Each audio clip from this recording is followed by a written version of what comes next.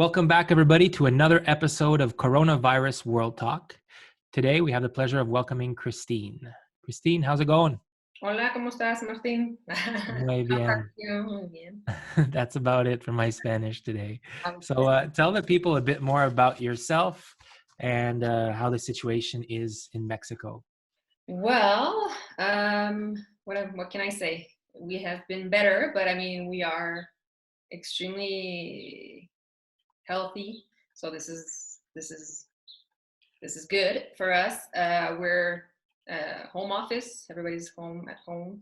Like you can see, I'm in my home office, working from home. Here in Mexico, it has been not as bad as other places. So far, the numbers, I was looking at the numbers this morning, it's about 2,700 cases in all Mhm. Mexico. And where I live in Querétaro, there's about 27 cases, which like 9 are very bad, but otherwise it's not as bad as other countries. So And what type of work do you do in Mexico? I'm a real estate agent. So for me, um, well, when it started, it started to hit Mexico like around March 17th. And at first, the government was not too worried about it. So it was not like a panicking mode. If people were like, "Ah, well, what is this virus about?" Like we've heard about it, but it's hard to think about it, or when you don't see it, it's like fighting the invisible monster. So Mhm. and here we just got into spring, so the temperature is like 30 degrees, and you feel good. We go outside, we don't feel bad or anything, so it's hard to kind of get the the idea of this thing going on. Yeah. Like, you see the news and everything, but when you're here and you work every day and you go out and business as usual, it's hard to understand. But and the government was not so stressed about it at first, so it was business as usual. But then it started to they lock down the schools, and then the government, and then the unessential businesses, and so we had to go home. And well, that's about it. I mean, So what are some of the essential businesses that are still open? well, for us, pharmacies, grocery stores, small restaurant cafes and stuff like that. Coffee shops are still open. Um, big restaurants and bars and nightclubs, and that's about it. Everything else is open, like Costco, Walmart, Home Depot. All the big business are still open, but they have like their health and safety uh, procedures and everything. Here in Mexico, I don't know for you guys, but here it works a lot. We've worked a lot with Uber Eats, and so you can call up That's lots still of operational? yeah, lots of application that you can download in your iPhone, and then you call them up, and then they bring uh, food and everything. I mean, pharmacies, they do it. We have that a lot going on here, so we're And used. how has this affected the real estate market? Well, it went down a lot. Like my activity went down like drastically, because people don't want to go visit, or they want to go visit some houses, but they don't want to get in contact with people. So we started doing the virtual tours and stuff like that. But still, people are so like, what is it? What's going to happen next? So they don't want to invest there. They don't want to, Or the other thing is, I lost my job, so I don't have any money. The money that I have right now, I'm not going to spend on a house or rent or anything like that. So it went down drastically. Wow. Yeah. Any indication as to when the government might be lifting some of those restrictions? Well, so far it's up to the end of April so far, but it's a day by day thing. We we don't know. That now this morning they were saying, no, well, we're gonna have the peak because we're about like 2 weeks behind you guys. And they're like, oh, we're gonna have the peak like in May, mid-May. So I don't know, maybe till June. Have you heard about this virus? not being able to spread in higher temperatures. Have you heard about that? Well, at first, like I don't like to watch news and stuff like that. I'm not a negative person. I like to see the positive things and everything. So that's why one of the thing I don't watch news.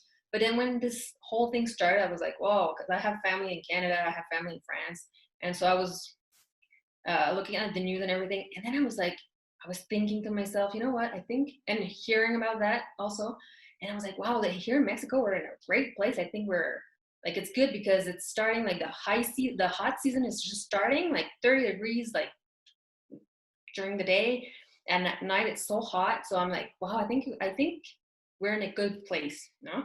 And I think that's why we don't have so many cases. Like if you Yeah. see Africa and like hot countries like that, they don't have many cases, you know. So I think I personally think I'm not a specialist or anything, but I think that it helps, maybe helps. How's the regular flu season? Is it anything? Because you're originally from Ottawa, right? Yeah. Is it anything like the flu season in Canada, down in Mexico, any regular year? Yes, because we have Okay. 4 seasons. We have the same 4 seasons. It just depends where you are in Mexico. If you're more at the north, it gets colder, and then you can like here in Querétaro, we have temperature like the lowest temperature that we have during the winter time is like 2 or 3 degrees, like a few days, not I don't know a whole lot, but uh, and we get like so it's colder, so we get flu and back in 2007 we had the SARS yeah the SARS thing going on too here like for a or few H1N1? exactly and then so yes we are and then they have like the whole campaign of get vaccinate vaccine of the flu and stuff like that so yes we do get the flu like Okay. you guys. Uh-huh. And are you happy with the way the government has been handling the situation? Is there anything you wish they would have done differently?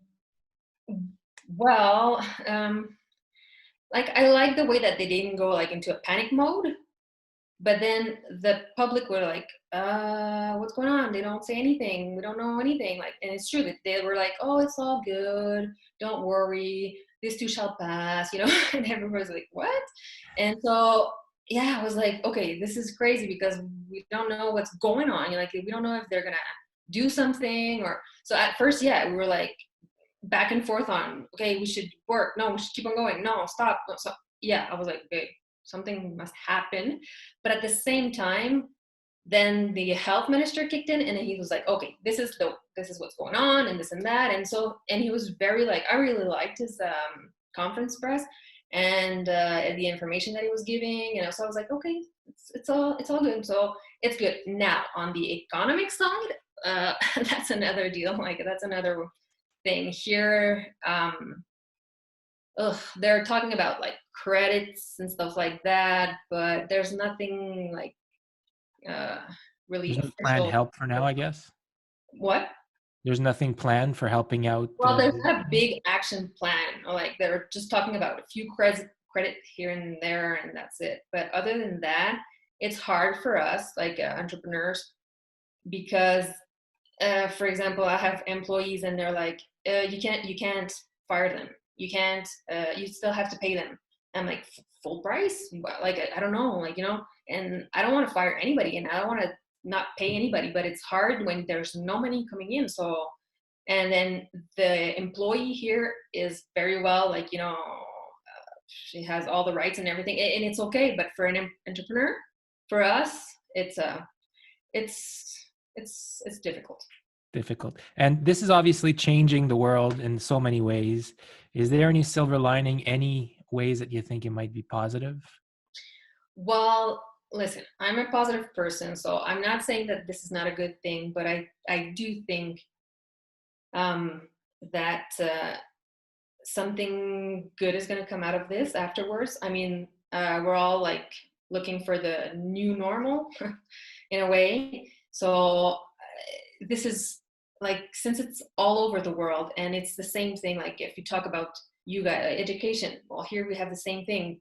Kids don't go to school; they go online and then work off at home office. Like, should we go back to an office afterwards, or is it like can we put our money in something else, and instead of having an office, and then health care and everything, so I think, and it's all over the world, so I think there's a lot of good things that are going to come out of this afterwards. And I think right now we're like in the halftime. Like if you look at American football, like this is the halftime, and we have to have an action plan for what's coming next. I don't know, something good is going to happen, maybe something not as good is going to happen, but I personally think yes, something good is going to happen. Right now we're riding out the storm, and there's a saying in English, they say that you got to be around for the rebound. So that's what I think. I think it's going to be good. Good. Well, thank you so much for your time today. I really appreciate it. And thank you everybody for tuning in. We'll see you next time. Ciao. Bye-bye. A huge shout out to today's sponsor, gmanstudio.com. gmanstudio.com offers a very unique service, a virtual producer service, where they will allow you to film an interview on Zoom, then cut and edit the interview to your specifications. If you're looking for any type of virtual producer services, think gmanstudio.com.